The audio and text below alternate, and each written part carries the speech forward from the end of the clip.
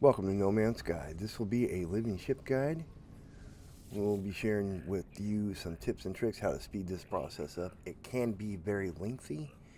It can take a lot of time to do this. However, in the past it was a lot longer than what it is currently. There is a couple different ways to get a void egg. You can purchase one from this guy right here for 3,200 Quicksilver, or you can ask somebody in the community.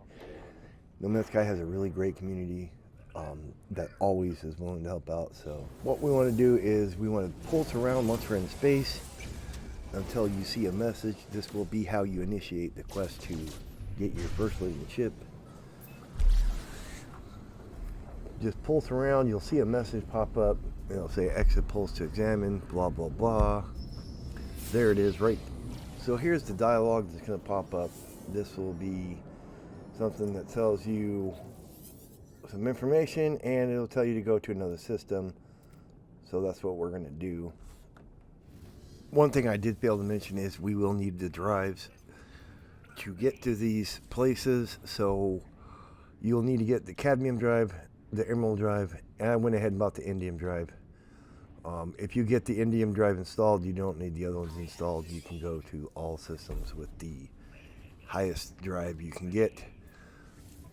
So we will need to go to a red star system to get the cadmium. Make sure it's regular cadmium, not activated. And then we're going to go ahead and install that emerald drive and go on to the next part. Okay, we are back in space. This is what a living ship looks like. There are several different ones. They do look different. It'll tell you that you need to install the emerald drive. So we're going to go ahead and install the cadmium drive, which is chromatic metal and wiring looms. And then we're going to jump to a red star system and get some regular cadmium and get that drive installed. All right, so now that we have that emerald drive installed, we are going to need to get a mature neural stem, which is going to require a consciousness bridge. Now, to get that consciousness bridge installed, you will need some hexite. You will also need 80 pugnium and 1 Corvex casing. You can go to your freighter to get the pugnium, the Corvex casing. The pugnium you can get from killing sentinels. If you know how to do that, you can look at my nanite guide. That'll show you. And you'll be able to craft 1 consciousness bridge. So to get the hexite, what we are going to do is we are going to head to our starship. We're going to go to space so we can get to the location faster rather than just fly on the planet surface to it, if it's on the same planet you're on, which I believe it should be. And that will be a crash freighter, which we will see here in just 1 second. And then I'll give you the hexite that you need, which will be 250. So this is what we want right here, this crash freighter. You'll see it's going to be just like before when you got your warp drive. Just talk to the terminal in the middle, and it will give you the hexite automatically.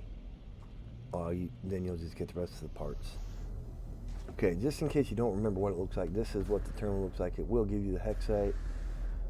And then all we'll need is the 80 pugnium and the 1 Corvex casing.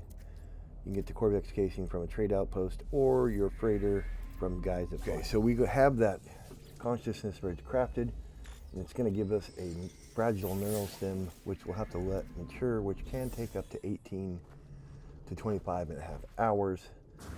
But we can speed that up, and the way we're going to do that is press escape. The way we're going to do that is turning the network off and creating the save, exit the game, change our date and time on our computer for 1 day ahead, come back in the game, and your neural stem will be matured. And that is that. We can move on to the next part. And for the next part, we'll be in the second video, so make sure you watch that.